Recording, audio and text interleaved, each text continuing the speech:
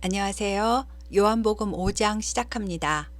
예수님께서 왕의 신하의 아들을 고치신 후에 또다시 명절이 되었습니다. 어떤 명절인지는 기록하지 않았지만 아마도 7.7절일 것으로 보고 있는데요. 명절에는 모든 유대인들이 예루살렘으로 모이니까 예수님도 예루살렘으로 오셨습니다.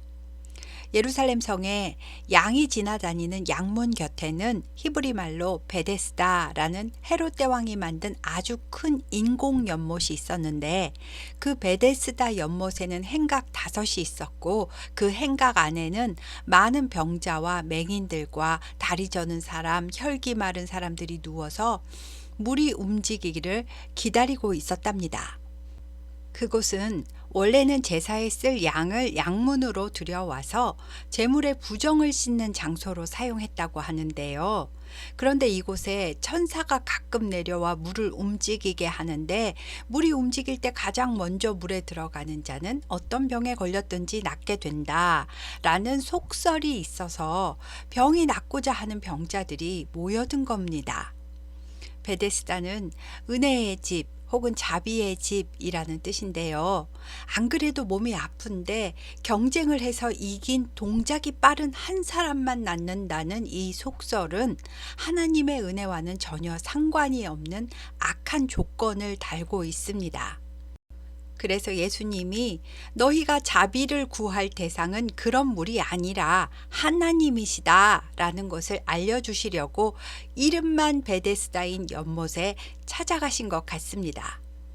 그곳에는 38년 된 병자가 있었는데요. 어떤 병인지는 나와 있지 않지만 38년 동안이나 자신의 힘으로는 걸을 수가 없었고 항상 다른 사람의 도움을 받아야 했을 테니까요. 죽을 병은 아니더라도 얼마나 고통스러웠을지 알 수 있습니다. 예수님께서는 이 병자를 찾아가셔서 내가 낫고자 하느냐? 라고 물으십니다. 병이 낫기 위해서 너는 하나님을 의지하는 거니 아니면 물을 의지하는 거니? 라고 물으신 것 같습니다.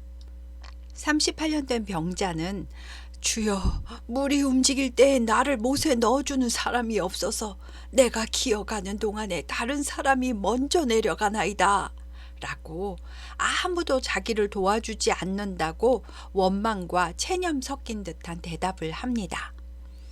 예수님은 병자에게 일어나 내 자리를 들고 걸어가라 하셨고, 그 병자는 곧바로 다리에 힘이 생겨서 자리를 들고 걸어가게 되었답니다. 이 병자는 이때는 그가 예수님이라는 것도 몰랐고 믿음이 있었던 것도 아니었는데 병을 고침받았습니다. 이것이 3번째 표적입니다. 예수님은 이 표적을 통하여 오랜 방황과 고통에서 해방시켜 주실 분은 오직 예수님이시다 라는 것을 나타내신 겁니다. 그런데 그날은 안식일이었습니다. 게다가 명절이 낀 안식일은 유대인에게는 더욱 특별했을 겁니다. 유대인들의 율법 세부 사항에는 안식일에는 물건을 옮기면 안 된다라는 조항이 있는데요. 사람들이 38년 된 병자가 자리를 들고 걸어가는 것을 보고 안식일 계명을 어겼다고 정죄를 합니다. 종교에 집착하고 매이면 이렇게 사람을 보지 못하고 이게 율법에 맞냐 안 맞냐, 된다 안 된다 이러면서 살아가게 됩니다. 이것은 하나님의 뜻이 아닙니다. 그래서 예수님께서 일부러 더 안식일에 병자를 고치셨다고 생각합니다. 병 고침 받은 사람은 나를 낫게 한 분이 자리를 들고 걸어가라 하셨습니다 라고 하니 그가 누구냐고 물었고, 병자가 두리번거리며 찾았지만 예수님은 이미 피하신 상태라 찾지 못했답니다. 그 병자는 38년 동안 자기 몸이 부정했었기 때문에 성전 안에는 한 번도 들어가지 못했을 테니까요. 병이 낫고는 제일 먼저 성전 안으로 들어갔습니다. 그리고 성전 안에서 예수님을 다시 만나게 되었는데, 예수님께서 내가 나았으니 더 심한 것이 생기지 않게 다시는 죄를 범하지 말라 라고 하셨답니다. 이 고침받은 병자는 몸이 낫기는 했지만 그에게 믿음이 있었던 것은 아니니까요. 앞으로 죄 가운데 살지 말고 자신을 구원하신 하나님을 바라보며 믿음 안에서 살라고 하신 것 같습니다. 하지만 그 사람은 곧바로 유대인들에게 가서 자기를 고치신 이는 예수라고 말했는데요. 처음에는 누구인지 몰랐지만 자신을 고치신 이가 예수님이라고, 자신은 안식일을 범한 죄에 대해서는 책임이 없다라고 말하려고 했던 것 같습니다. 예수님께서 안식일에 병자들을 고치시는 것은 유대인들이 예수님을 박해하는 원인이 되었는데요. 게다가 유대인들의 비난에 예수님께서 내 아버지께서 이제까지 일하시니 나도 일한다 라고 하신 겁니다. 이 말은 하나님도 안식일에 일한다는 말씀이고, 하나님이 예수님의 친아버지라고 하며 자신을 하나님과 동등으로 삼으신 것이기 때문에 지금도 그렇지만 유대인들에게 하나님은 오직 딱 한 분이어야 하는데 유일신 하나님의 아들이라고 하니까요. 종교관에 사로잡혔던 유대인들은 이제는 예수님을 죽여야 한다고 생각했답니다. 안식일은 세상 일을 내려놓고 나를 만드신 창조주를 생각하며 내가 창조주의 뜻에 맞게 잘 살아가고 있는지 자신을 돌아보고 창조주 안에서 평안을 누리라는 뜻으로 지키라 하신 것이지, 안식일에는 물건도 옮기면 안 되고 밥도 하면 안 되고 전등도 켜면 안 되고 어쩌고 저쩌고 잔뜩 만들어 놓고 이거 안 지키면 죄를 범한 거야 라며 자기도 구속받으면서 남을 정죄하라고 주신 계명이 아니잖아요. 그래서 19절부터는 예수님께서 유대인들에게 자신이 무슨 권위로 이런 일을 하는지 직접 말씀하시는 내용입니다. 내가 진실로 진실로 너희에게 이르노니 아들이 아버지께서 하시는 일을 보지 않고는 아무것도 마음대로 할 수는 없느니라. 아버지께서 행하시는 그것을 아들도 그와 같이 행하는 것이다. 하나님 아버지께서 아들을 사랑하사 자기가 행하시는 것을 다 아들에게 보이시고 또 그보다 더 큰 일을 보이사 너희로 놀랍게 여기게 하시리라. 아버지께서 죽은 자들을 일으켜 살리심과 같이 아들도 자기가 원하는 자들을 살리는 것이다. 아버지께서 아무도 심판하지 아니하시고 심판을 다 아들에게 맡기셨으니 이것은 모든 사람으로 아버지를 공경하는 것 같이 아들도 공경하게 하려 하심이라. 그러므로 아들을 공경하지 않는 자는 그를 보내신 아버지도 공경하지 않는 것이다.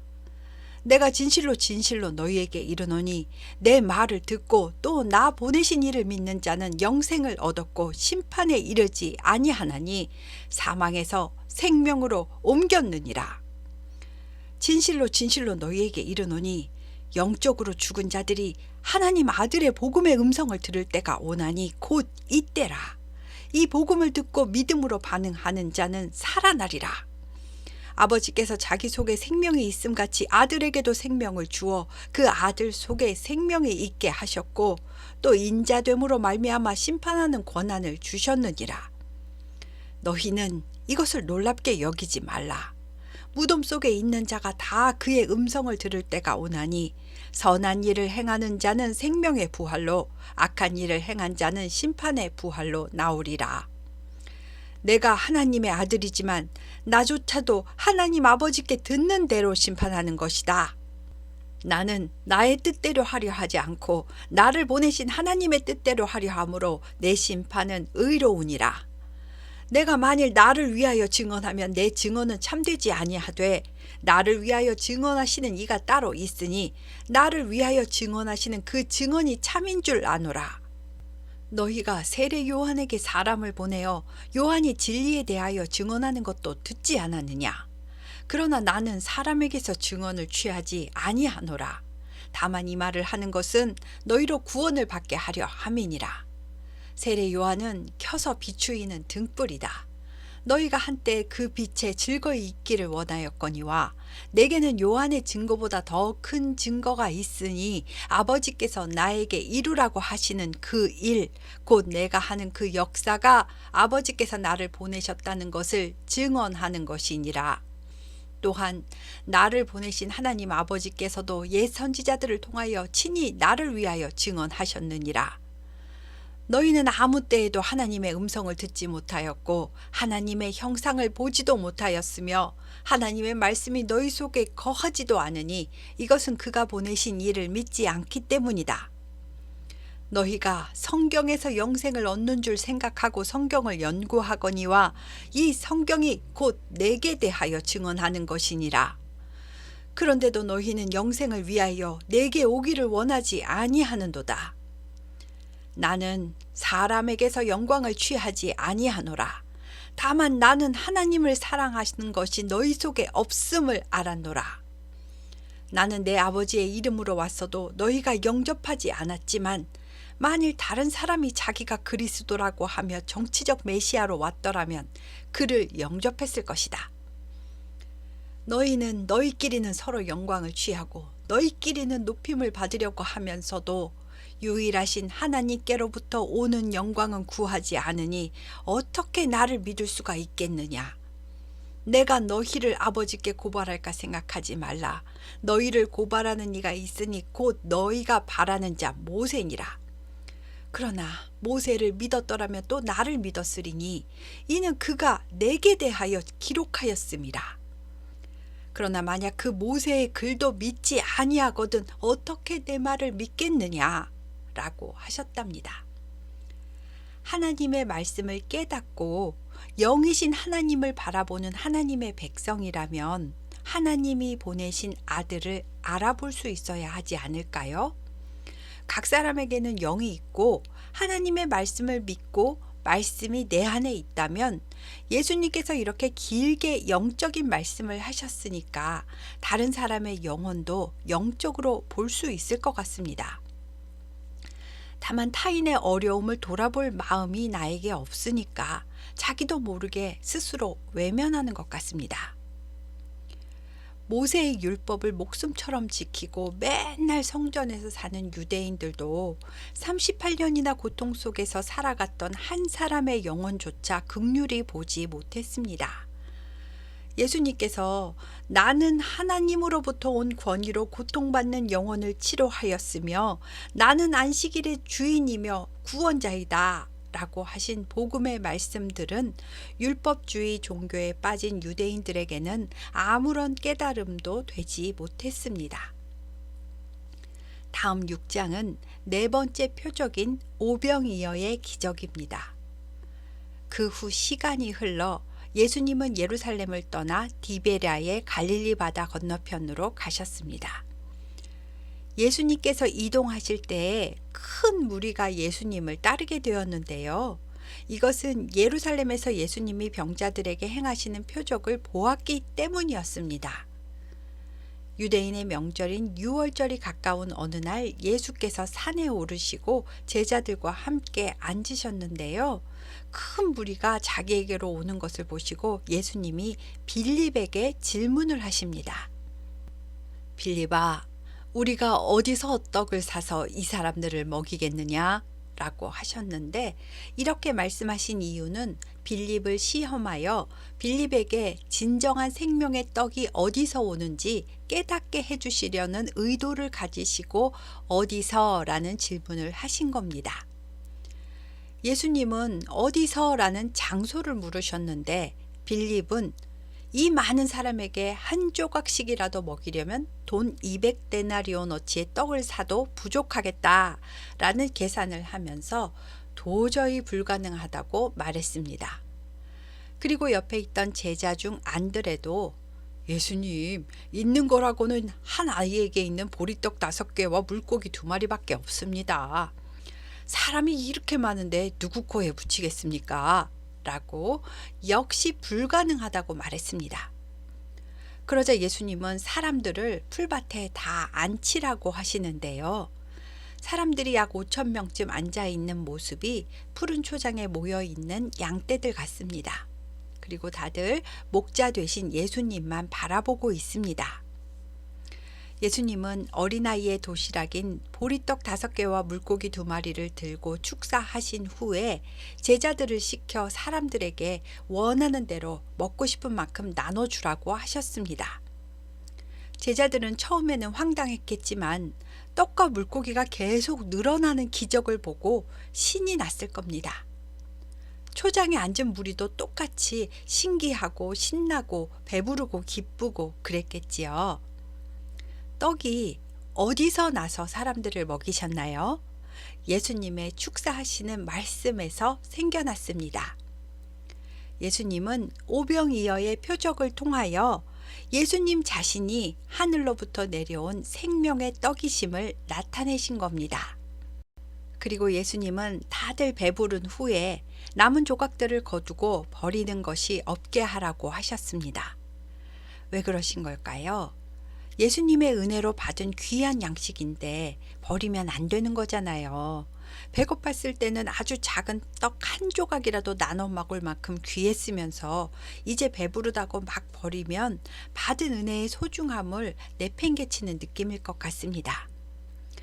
그래서 남은 조각을 거두어 보니 12바구니에 찼답니다. 부족함이 없는 풍족한 은혜를 모두가 받았고 보았습니다. 이 기적을 체험한 사람들은 흥분 상태입니다. 예수님을 왕으로 삼으면 이스라엘은 이제 부강한 국가가 될 것이라는 생각이 사람들에게 기대로 차오릅니다. 그래서 사람들이 예수님께 이는 참으로 세상에 오실 그 선지자이다 하면서 추종합니다. 예수님은 사람들이 자기를 억지로 붙들어 임금으로 삼으려는 줄을 아시고 제자들을 배에 태우시고 먼저 건너편으로 가라고 보내시고는 무리를 해산시키고 혼자 산으로 가셨습니다. 날은 어두워졌는데 제자들이 배를 타고 가버나움으로 가는 도중에 큰 바람이 불어서 배가 더 이상 앞으로 나가지 않습니다. 예수님도 안 계시고 풍랑은 일어나고 제자들이 쩔쩔매고 있는데 예수님께서 바람과 파도를 뚫고 무리를 걸어서 제자들의 배로 오십니다. 처음에는 제자들이 오시는 이가 누구인지 몰라서 무서워했고 예수님께서 내니 두려워하지 말라 하셔서 예수님의 목소리를 들은 제자들은 기뻐하며 배로 영접했답니다. 마태복음에서는 베드로가 예수님의 도움으로 무리를 조금 걷다가 풍랑을 보고 바다에 빠진 이야기가 있지만 요한복음에는 기록하지 않았습니다. 예수님이 물 위를 걸으신 이 기적은 사도 요한이 기록한 5번째 표적이고요. 이 표적은 악한 것이 나오는 바다를 발로 밟으시는 예수님의 하나님 되심을 나타내는 표적입니다. 그래서 바람도 파도도 순종하여 잔잔해지고 예수님이 함께 하신 배는 곧 원래 가려던 목적지에 순탄하게 도착했답니다. 다음 날이 되었습니다. 전날 오병이어의 기적을 본 무리는 더 많은 사람들을 데리고 예수님을 찾아옵니다. 어저께 디베랴 바다의 건너편으로는 제자들만 타고 가는 것을 봤었기 때문에 그러면 오늘 예수님은 디베랴에 그대로 계실 것이다 라는 생각으로 어제 떡 먹던 곳 근처에 와서 예수님을 찾았습니다. 왜 찾았을까요? 예수님을 임금 삼으려고요. 예수님이 임금이 되시면 로마의 속박에서도 벗어나게 해주고 아프면 고쳐주고 배고프면 먹여주고 자신들의 필요를 다 채워줄 것 같으니까 찾고 따르려는 겁니다. 그런데 예수님이 디베랴에 안 계시자 건너편인 가버나움으로 배들을 타고 예수님을 찾아옵니다. 그리고 어제 저녁에 디베랴에 계셨는데 언제 배도 없이 이렇게 어떻게 여기까지 오셨냐고 묻습니다. 예수님은 그들에게 내가 진실로 너희에게 이르노니 너희가 나를 찾는 것은 표적을 본 까닭이 아니요 떡을 먹고 배부른 까닭이로다. 썩을 양식을 위하여 일하지 말고 영생하도록 있는 양식을 위하여 하라. 이 양식은 인자가 너희에게 주리니 인자는 아버지 하나님께서 인치신 자니라 라고 하셨습니다. 사람들이 우리가 어떻게 하여야 하나님의 일을 하오리까? 라고 하니 하나님께서 보내신 일을 믿는 것이 하나님의 일이니라 라고 하셨습니다. 그러자 사람들은 그러면 우리가 보고 하나님이 보내셨다는 것을 믿을 수 있도록 어떠한 표적을 보이시겠습니까? 지금 무슨 일을 하시려는 겁니까? 성경에 나오는 모세는 하늘에서 만나를 내리게 하여 광야에서 우리 조상들을 먹게 했다고 했습니다. 라고 합니다. 예수님은 내가 진실로 진실로 너희에게 이르노니 모세가 너희에게 하늘로부터 떡을 준 것이 아니라 하나님께서 내려주신 것이다. 내 아버지께서는 너희에게 하늘로부터 참떡을 주시나니 하나님의 떡은 하늘에서 내려 세상에 생명을 주는 것이니라. 라고 하십니다. 사람들은 주여 그럼 그 떡을 항상 우리에게 주소서 라고 그런 떡이 있으면 만나처럼 매일 먹게 일단 달라고 했습니다. 예수님께서 나는 생명의 떡이니 내게 오는 자는 결코 줄이지 아니할 터이요 나를 믿는 자는 영원히 목마르지 아니하리라. 그러나 내가 너희에게 이르기를 너희는 나를 보고도 믿지 않는다고 하였느니라. 아버지께서 내게 주시는 자는 다 내게로 올 것이요 내게 오는 자는 내가 결코 내쫓지 아니하리라. 내가 하늘에서 내려온 것은 내 뜻을 행하려 함이 아니요 나를 보내신 하나님의 뜻을 행하려 함이니라. 나를 보내신 하나님의 뜻은 내게 주신 자 중에 내가 하나도 잃어버리지 아니하고 마지막 날에 다시 살리는 이것이니라. 내 아버지의 뜻은 아들을 보고 믿는 자마다 영생을 얻는 것이니 마지막 날에는 내가 이를 다시 살리리라 라고 하셨습니다.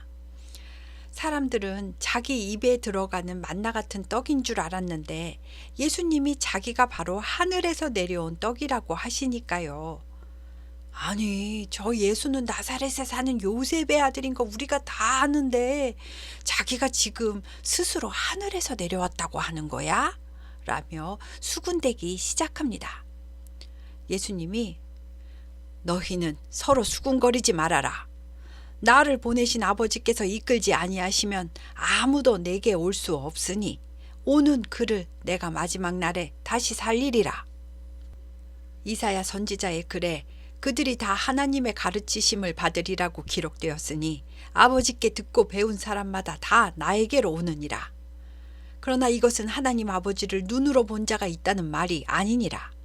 오직 하나님에게서 온 자만, 즉 나만 아버지를 보았느니라.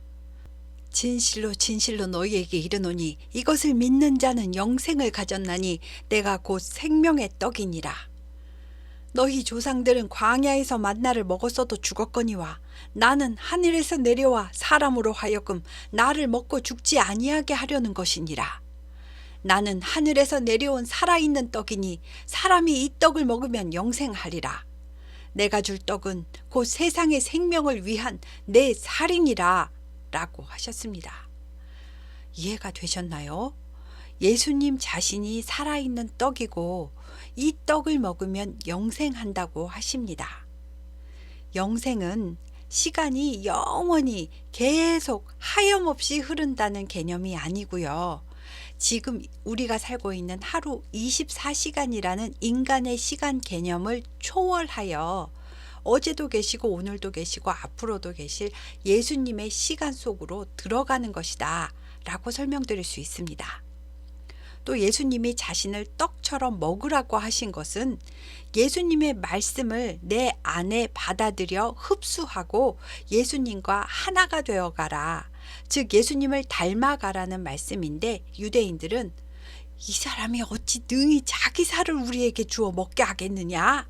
라며 서로 논쟁하고 다투더랍니다. 예수님은 내가 진실로 진실로 너희에게 이르노니 인자의 살을 먹지 아니하고 인자의 피를 마시지 아니하면 너희 속에 생명이 없느니라. 내 살을 먹고 내 피를 마시는 자는 영생을 가졌고 마지막 날에 내가 그를 다시 살리리니 내 살은 참된 양식이요 내 피는 참된 음료로다. 내 살을 먹고 내 피를 마시는 자는 내 안에 거하고 나도 그의 안에 거하나니 살아계신 아버지께서 나를 보내심에 내가 아버지로 말미암아 사는 것 같이 나를 먹는 그 사람도 나로 말미암아 살리라. 이것은 하늘에서 내려온 떡이니 조상들이 먹고도 죽은 그것과는 같지 아니하여 이 떡을 먹는 자는 영원히 살리라 라고 하셨습니다. 이 말씀은 유월절 어린 양으로 죽으실 예수님 자신을 나타내는 말씀인데요. 당시에는 이해하는 사람이 없었을 겁니다. 유월절에 양을 잡아 그 피를 문설주에 바르면 죽음의 재앙이 넘어갔고 그 밤에 그 양을 구워서 가족들이 유월절 만찬으로 먹었었잖아요. 이것처럼 그리스도의 피는 전 인류의 죄를 속량하여 구원할 능력이 있고 그의 모든 말씀을 유월절 양을 먹듯이 감사함으로 먹어서 그리스도와 함께 사는 자가 되라는 말씀입니다. 내 몸에 피가 되고 살이 되려면 영양가 있는 양식을 먹고 소화하고 흡수하여 나와 하나가 되게 해야 되듯이 그리스도의 피의 공로가 내 영혼에 흐르고 생명의 말씀이 내 영혼의 양식이 되어서 내가 예수님 안에 거하고 예수님이 내 안에 거하시는 구원받은 자의 삶이 되라는 영적인 말씀입니다. 이 말씀은 예수님께서 가버나움 회당에서 가르치실 때에 하셨는데 12사도 외에 여러 제자들이 듣고 이 말씀은 너무 어렵도다. 누가 이런 말씀을 들을 수가 있느냐 라며 수군거렸답니다. 예수님은 이 말이 너희에게 걸림이 되느냐? 그러면 너희는 인자가 이전에 있던 곳으로 올라가는 것을 본다면 어떻게 하겠느냐? 살리는 것은 영이니 육은 무익하니라. 내가 너희에게 이른 말은 영이요 생명이니라 라고 내가 한 말은 너희의 영혼을 위한 영적인 말이잖아. 그럼 영적으로 받아들여야지 라고 하신 겁니다. 육은 무익하다는 말씀은 사람들이 중요하다고 생각하는 혈통, 인맥, 권력, 지식, 재산 이런 것들은 사람의 영혼을 구원하지는 못한다는 말씀이고요. 주께서 하신 말씀은 영적인 말씀이고 생명의 말씀이라고 하신 겁니다. 그러니 그리스도의 말씀과 인격과 태도와 그의 마음을 내 안에 가져와서 나와 영적인 일치를 이루는 것이 예수님의 영생이라는 시간 속에 들어가는 것이고 그의 핏값으로 구원받는 것이며 그의 살을 먹는 것, 즉 하늘에서 내려온 산떡을 먹고 사망에서 생명으로 옮긴 삶을 사는 것입니다. 그리고 예수님은 자신의 팔자가 누구인지 미리 아셨기 때문에 그러나 너희 중에 믿지 아니하는 자들이 있느니라 하시면서 그러므로 전에 너희에게 말하기를 내 아버지께서 오게 하여 주시지 아니하시면 누구든지 나에게로 올 수 없다 라고 하셨답니다. 하지만 이때부터 예수를 따르겠다던 사람들은 떠나가기 시작했고요. 제자들 중에서도 많은 사람들이 떠나가 버렸답니다. 예수님은 이것을 보고 12사도에게 너희도 가려느냐? 라고 물으십니다. 이때 시몬 베드로가 주여 영생의 말씀이 주께 있사오니 우리가 누구에게로 가오리까? 우리가 주는 하나님의 거룩하신 자인 줄을 믿고 알았사옵나이다. 라고 예수님에 대한 믿음과 신뢰를 나타내었습니다. 무슨 말씀인지 아직은 잘 모르더라도 주님이 하나님으로부터 오신 분이라는 것은 믿고 알았다는 말입니다. 예수님은 내가 너희 12를 택하지 아니하였느냐? 그러나 너희 중에 한 사람은 마귀니라 하시고 이 말씀은 가롯 시몬의 아들 유다를 가리키심이라. 그는 12 중에 하나로 예수를 팔자이다 라고 하며 6장이 끝납니다. 앞으로 가롯 유다가 마귀의 하수인 노릇을 하게 될 거라는 것을 예수님은 미리 알고 계셨고 사도 요한은 요한복음에 이것을 콕 집어서 설명하고 있습니다. 오늘은 5장과 6장을 했습니다.